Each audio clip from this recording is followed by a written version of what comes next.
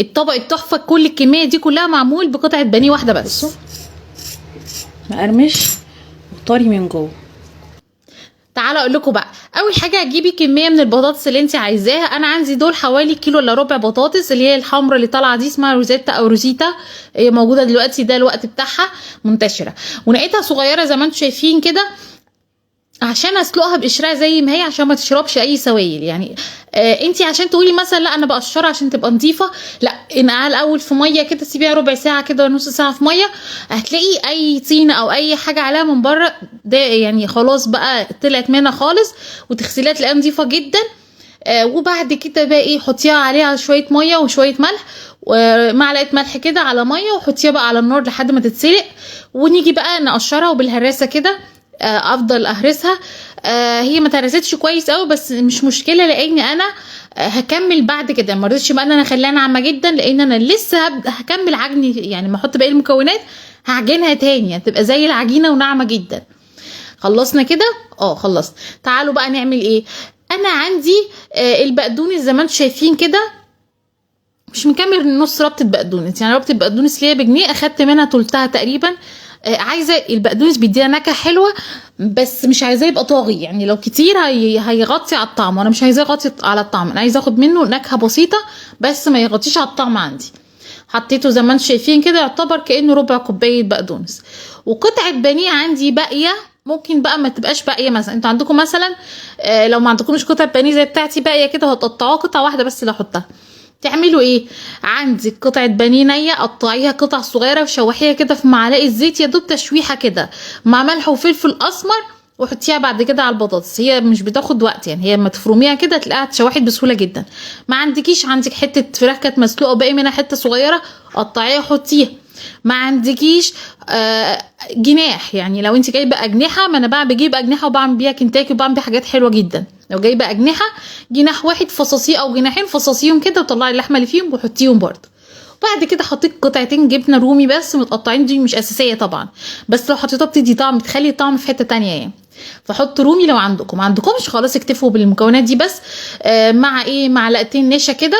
طب انا لو البطاطس سلقتها متقطعه، كان عندي بطاطس كبيره وحطيتها قشرتها وقطعتها وشربت ميه، هتزودي بقى ايه، بدل ما تحطي معلقتين نشا تحطي 3 كبار. وبعد كده بقى ايه، حطيت التوابل بتاعتي اللي انتوا شفتوها، ملح وفلفل اسمر وشطه وشويه كمون، وشويه بهارات لو انتوا عايزين. انا ما حطيتش بهارات، لو انتوا عايزين بتحبوا البهارات حطوا. ممكن تعملوها بقى ايه، تصبعوها، انا مش محتاجه لا بيض ولا اي حاجه، وهتلاقوا البقسماط هيلزق فيها عادي، ومش هتفك في الزيت ابدا عشان احنا حاطين نشا، فما فيش اي سوائل. السايله اللي تخافي منها هتفك، دي مش سايله، دي عجينه جابسه.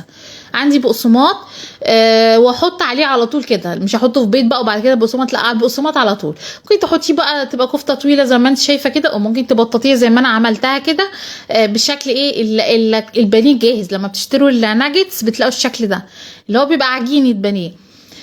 ده طعمه احلى منه والله، يعني طعمها حلو قوي بجد، والجبنه الرومي بتديها طعم حلو قوي مع حته الفراخ دي، بتدي طعم حلو جدا. يعني تاكلوها مع اي صوص، وتاكلوها مع المكرونه بالصلصه، ممكن مع رز كمان وسلطه كده.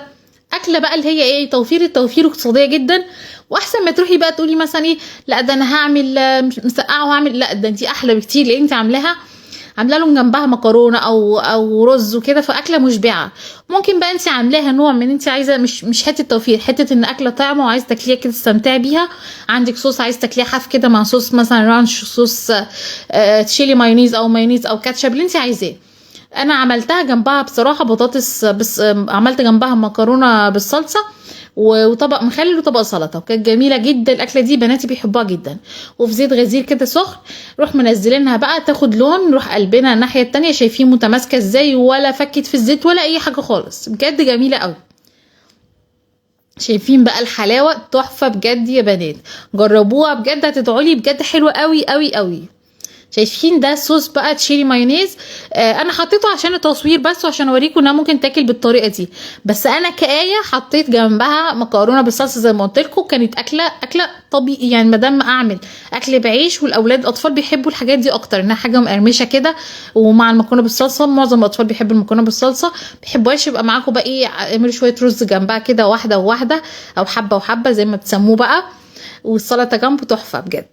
تنسوش بقى اللايك والمتابعه، يعني انا المتابعه واللايك دول بيعبروا ان انتوا عجبكم الفيديو وبيعجبكم وصفاتي. مفيش لا متابعه ولا لايك يبقى انتوا مش عاجبكم الوصفات، ويعني ايه. فانا عايزه اعرف رايكم، وقولوا انتوا من بلد اي بلد.